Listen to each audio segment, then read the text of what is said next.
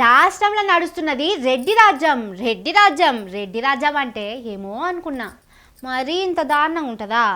రెడ్లకు తప్ప ఎవ్వలకి ఇవ్వలేకుండా పోతుందంటే గట్లనే అంటారు. కానీ మా రేవంత్ రెడ్డి సారు మంచోడు. మా పొంగులేటి రెడ్డి సారు, ఉత్తమ్ రెడ్డి, కోమర్ రెడ్డి, వెంకట్ రెడ్డి అందరికీ బీసీలు అంటే చాలా మర్యాద అనుకున్నా.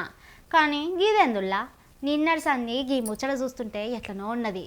గంత పెద్ద మనిషి బీసీ బిడ్డను పట్టుకొని అట్లా అవమానిస్తారా అనిపిస్తున్నది. కోమరెడ్డి సార్ ఎరకనే కదా పెద్దరెడ్డి అంటారు. చిన్నరెడ్డి రాజగోపాల్ రెడ్డి సార్ మీద గిసొంటి మాటలేవు గాని కోమరెడ్డి సార్ మీద బగ్గనే నొస్తాయి. ఇక నిన్న పున్నా కైలాస్ సార్ ను స్టేజ్ మీదకి ఎక్కనీయకపోవడంతోని చాలా మాటలు అంటుర్రు. బీసీ బిడ్డ అంటే సార్కు ఎందుకుల్లా అంత కోపం? పున్నా కైలాస్ అన్న డీసీసీ అధ్యక్షుడు కదా, గాసొంటి లీడర్ ను ఆపుతారా చెప్పుర్రి? అర్రే ఊళ్ళే కార్యకర్తను ఆపితేనే ఊకోరు.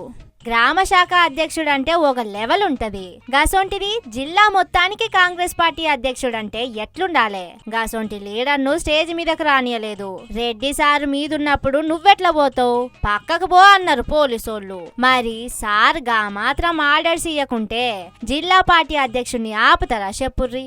మరి కాంగ్రెస్ పార్టోళ్ళు బీసీ బీసీ బీసీ అని పాడిందే పాడుతుంటారు కదా. మరి గీ రెడ్డి సారేందో బీసీ బిడ్డను గీ తీర్లా అవమానించిండు అని పొట్టు తిరుగుతున్నది.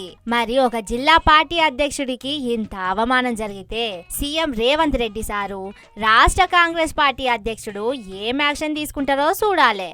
మహేష్ కుమార్ గౌడ్ సారు కూడా బీసీ బిడ్డనే. మరి జిల్లా పార్టీ అధ్యక్షుడికి గింత అవమానం జరిగినాక ఊకుంటాడా చెప్పుర్రి? మరి రెడ్ల దెబ్బకు గమ్మునుంటారా? బీసీ బిడ్డ జోలికొస్తే ఊకునేదే లేదు అని జవడానికి దిగుతారా అనేటిది చూడాలే.